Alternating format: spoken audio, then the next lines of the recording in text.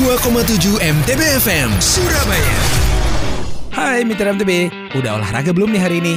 Mumpung lagi weekend, pas banget nih buat explore olahraga yang sesuai sama hobi dan kebutuhan diri. By the way, hari ini tuh diperingati sebagai Hari Olahraga Nasional loh. Yap, setiap tanggal 9 September. Nah, peringatan Haornas tahun ini bertajuk Gelanggang Semangat Pemenang. Tapi, tahu nggak sih Mitra MTB, selain olahraga yang biasa kita lakukan sehari-hari, ada juga loh namanya olahraga tradisional. Jadi olahraga tradisional ini adalah permainan asli rakyat sebagai aset budaya bangsa yang punya unsur olah fisik tradisional. Dan olahraga ini juga bermanfaat untuk meningkatkan kualitas jasmani. Umumnya olahraga tradisional ini punya ciri kedaerahan asli yang sesuai sama tradisi budaya setempat. Olahraga tradisional ini juga punya kaitan erat loh sama kebiasaan atau adat suatu kelompok masyarakat tertentu. Wow, keren banget ya.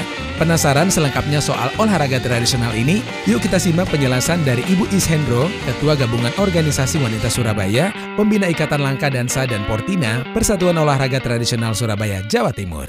Saya Husnul Ismiati Hendro Gunawan, biasanya disebut Ishendro, Ketua Gabungan Organisasi Wanita Kota Surabaya, Pembina Ikatan Langka Dansa dan Portina, Persatuan Olahraga Tradisional Kota Surabaya dan Provinsi Jawa Timur.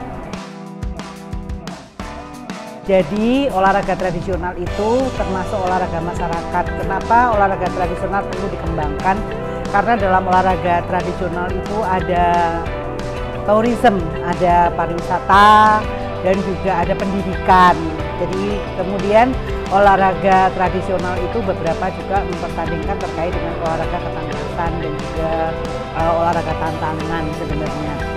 Namun supaya lebih fokus ke olahraga-olahraga yang memang digunakan pada saat kita waktu kecil dulu ya, sambil bernostalgia. Olahraga-olahraga tradisional kita lumayan cukup banyak. Ada gobak sodor yang sekarang itu dikenalnya dengan hadang, Mbak. Jadi yang berikutnya itu juga ada benteng-bentengan. Kalau dulu benteng-bentengan kan bebas, kalau sekarang tuh dikasih area, ada kotak tempat kita lari. Jadi kalau dulu benteng-bentengan tuh kan lari yang tidak bisa terkejar gitu kan. Maksudnya bisa terkejar tapi tidak dibatasi. Jadi area larinya sedemikian luas.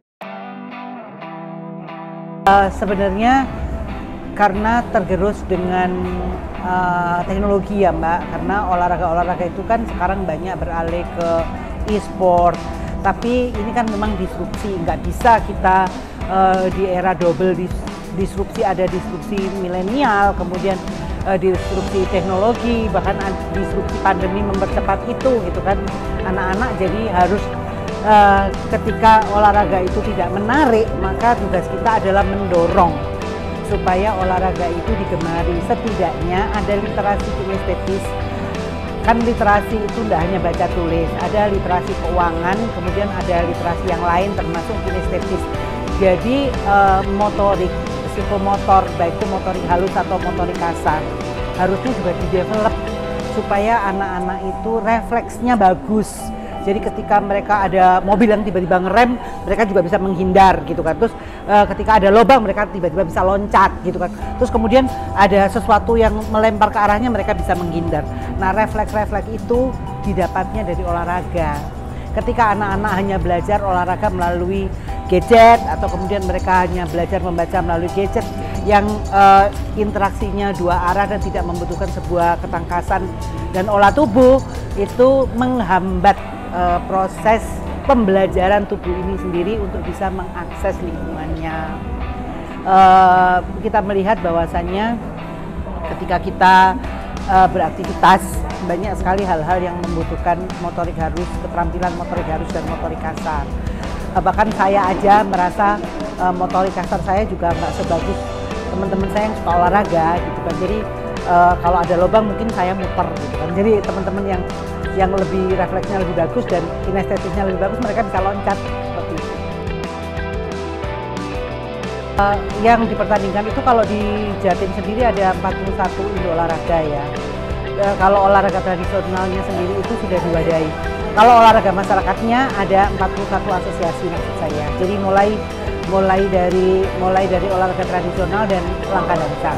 Olahraga tradisional sendiri adanya sih ada balap karung, ada tarik tambang, ada bakyak panjang, kemudian ada egrang, kemudian ada hadang, gobak sodor, ada pati lele, terus ada beteng, terus ada beberapa organisasi klub-klub tersendiri yang tergabung dalam organisasi. Jadi genre-genre tuh muncul. Nah sekarang itu banyak kita gali lah.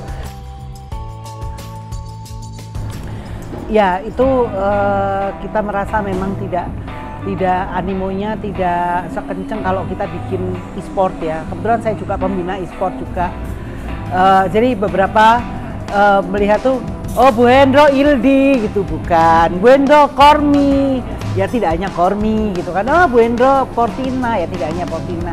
Jadi saya memang menyukai kaum rentan lah, anak-anak dan ibu-ibu gitu kan, sama lansia. Jadi saya juga ada di Porpi, Persatuan Olahraga Pernapasan, dan memang olahraga itu sangat menarik karena di pandemi kemarin yang kita butuhkan adalah olahraga. Kalau kita mau mencari keinginan anak-anak untuk terlibat di olahraga, memang kita harus kasih tahu. Jadi kenapa itu menjadi penting. Kadang-kadang kita mengajak mereka berolahraga, tapi kita tidak mengajari kenapa itu menjadi penting. Kasih contoh dulu. Ya, jadi kita harus datang ke sekolah, kita mensosialisasikan dan kita bilang pada guru dan orang tua bahwasanya olahraga ini antara fisik dan otak itu lateral. Semakin seimbang tangan kanan kiri kita, maka otak kiri kanan juga seimbang. Nah, ketika kita menjadi tangkas, maka kita akan menjadi mudah untuk self defense. Jadi ketika kita sekarang kan fenomena banyak ya, ada catcalling gitu kan, tiba-tiba Mbak rumahnya mana gitu ya, meong-meong di jalan gitu. Kalau kita paling enggak kalau kita bisa olahraga itu setidaknya kalau kita mau diapain kita bisa ngapain ya. Jadi olahraga itu adalah olah gerak literasi kinestesis yang merupakan dasar dari woman self defense, menjadi dasar dari upaya penyelamatan diri. Jadi kita lebih gampang untuk mengakses lebih jauh yang terkait dengan pertahanan fisik seperti itu.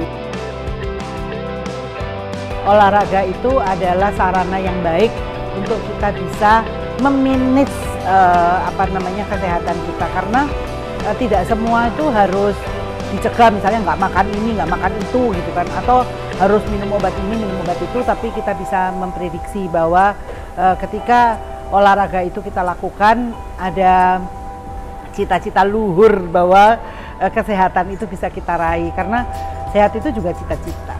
Terima kasih, selamat mengolahragakan keluarga dan masyarakat. Sehat itu bonus, yang pasti kehidupan kita harus meningkat terus-menerus. Terima kasih. 102,7 MTB FM Surabaya.